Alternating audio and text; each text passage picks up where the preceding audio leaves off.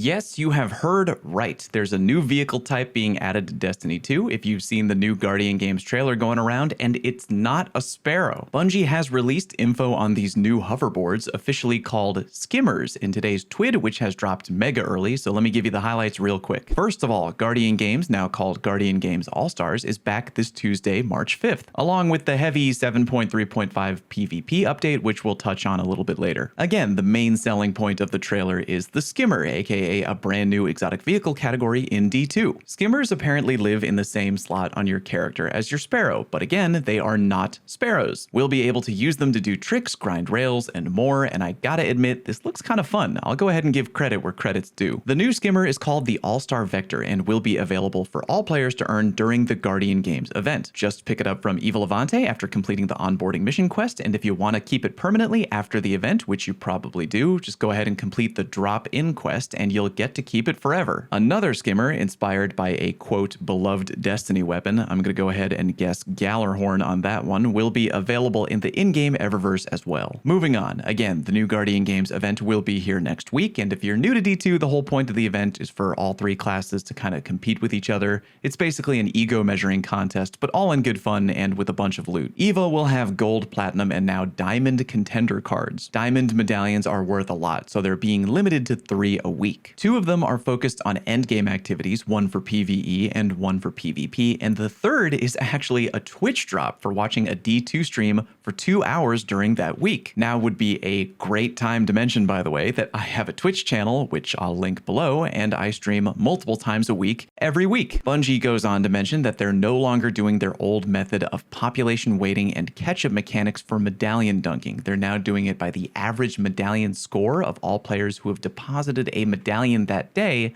separated by class. You'll also be able to earn glows, which are linked to your personal and group achievements, with 5 in total. One for being the best in-tower guardian, another for being a member of the winning class of that day, a shoulder glow linked to your weekly performance in the Nightfall playlist, a second shoulder glow for your weekly performance in Supremacy and Gambit, and a bronze, silver, or gold glow with the shape of a laurel crown in the Friday coronation ceremony. At the end of the event, the class that wins the most days will be crowned the winner, and their class item will change to gold until the next event, and they'll be able to trigger fireworks in the tower. Bungie goes on to mention quests tied to unique Guardian Games playlists. The first quest is called Shoot to Score. It involves Zavala, who asks you to get medals and points by diving into the Nightfall playlists. The recreation playlist is apparently just chill, while the competitive playlist is for tryhards. The second quest is called Vying for Supremacy and will pit Guardians against Guardians in PvP and or Gambit. Getting high scores in both playlists will unlock up to 4 chests for each of the quests. These chests reward you with gear and materials depending on the tier that you reach, and they buff your Guardians so you can shatter your own high scores. For matchmaking, Nightfalls can be played with standard or class-based matchmaking, or without matchmaking at all. Supremacy will have mixed or same class matchmaking, and for Gambit, the only way to play is class versus class. Side note, I'd be worried about constantly fighting 4 Strand Titans in Gambit, all using 1-2 punch builds on the Primeval, if I still cared about playing Gambit.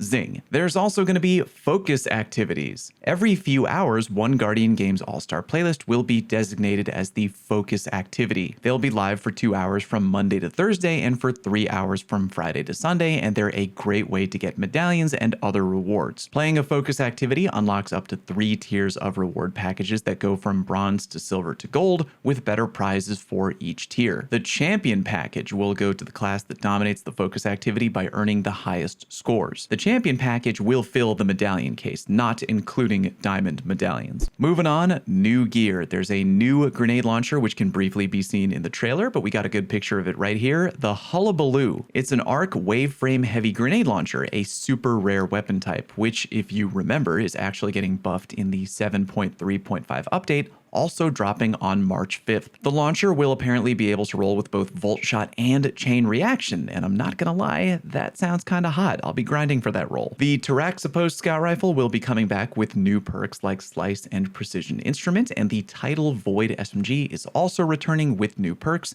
and the potential to roll Repulsor Brace now in Column 3 together with Surrounded. There's also gonna be a new Guardian Games Memento, which you either have a chance to earn when banking gold or platinum medallions, but diamond medallions will guarantee the memento, which is awesome. Once you have the memento in your inventory, Evil will store your extra ones until the end of the event. I think the memento looks kind of sick, sort of like discount Iron Man kind of vibes, so I'll be looking to get a bunch for sure. Moving on, there's a Guardian Games Cup where you can compete for glory in-game while also supporting Direct Relief and the International Rescue Committee through the Bungie Foundation. Not only is this great because, hey, doing things for charity is always great, but on top of that, the top 4 winning teams in each category, 8 in total, given there are 2 categories, can win prizes, including a life-sized physical Allstar Vector Skimmer replica, aka the new damn hoverboard, with the team's names engraved on it. Goddamned awesome prize. As extra incentive, all players that donate 10 smackaroos or more to their favorite team will earn the brand new Together in Contribution emblem, and every $10 donated will net you an additional emblem.